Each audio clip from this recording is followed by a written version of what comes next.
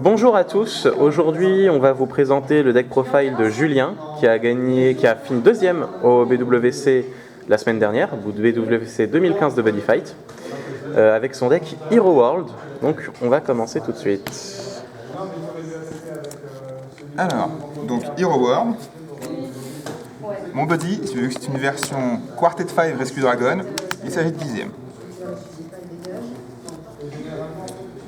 Donc, bien sûr, afin de toucher 10e, même si certains diront que j'ai une chance insolente, j'en joue 4. 4, 10e, très efficace, défense à 7, pénétrate, destructeur de monstres, un fait de café très facile. Ensuite, je joue un deuxième size 3. Donc voilà pourquoi je dis Mix, Rescue Dragon, Quartet 5. Donc Immortal Spirit, avec ses doubles attaques et la pioche, me permet d'avoir très facilement 10e si je ne l'ai pas au début. Ensuite, Decker Drum, une carte que je vais remplacer par la suite mais pour le moment je joue. Pourquoi je la joue pour le moment Même si elle a un coût très élevé pour détruire quelque chose, ça détruit quasiment tout. Enfin tout au niveau monstre en tout cas. Et au moins elle a un critical 3 et 5000 de défense. Voilà ensuite par quoi je vais la remplacer en un peu plus d'exemplaires. Parce que Link Attack, Burn 1, un restant de 10e, c'est fort. Un tout petit peu fort. Donc actuellement x1, très fortement passant x3. Ensuite, encore du Rescue Dragon. Donc là, pour détruire les size 2 au moins, quand je transforme Burn 1, efficace. 2 pour le moment, mais je me rends compte qu'au final, elle va peut-être passer en x3, voire x4. Car à part pour la side deck contre des decks style anciens qui vont jouer beaucoup de size 3, elle est très efficace. Elle m'évite d'utiliser l'effet de 10e qui me fait perdre 1 alors que là c'est du gratuit. Donc ensuite, Ranger rouge, Ranger vert en x3, Ranger gris en x3 aussi, pour avec 10e, donc des Quartet 5 pouvant se transformer.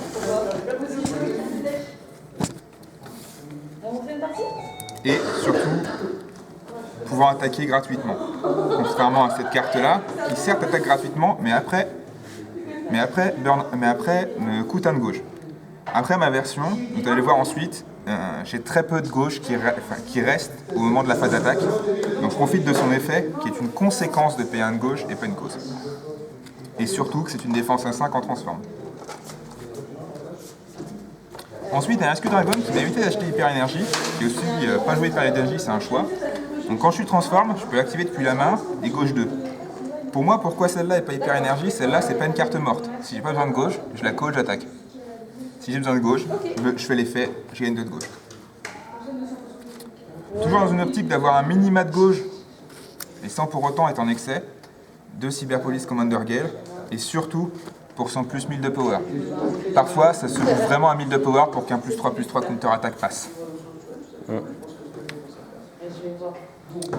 Ensuite, une carte en x1, qu'au final, je pense que je vais enlever. MacBriver, parce que même si c'est un contre efficace en tant que monstre, il me coûte de la gauche, et comme je l'ai dit, souvent, quand j'entre en phase de combat, j'ai plus de gauche. Maintenant, on va passer au spell. Donc, It's About Time I Got Serious, pour un effet de pioche, pour quand je descends en dessous de 6 points de vie. Parce que généralement, quand je descends en dessous de 6 points de vie, c'est une phase où j'ai plus grand chose en main, plus grand chose sur le terrain, et j'ai besoin de récupérer derrière. Donc le draw 2 est efficace. Ensuite, It Doesn't Work.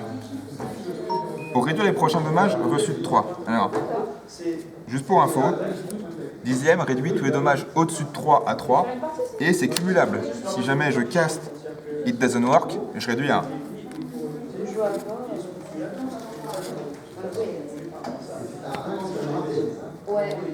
Ensuite, pour être sûr d'avoir Sieben si j'ai pas 10e,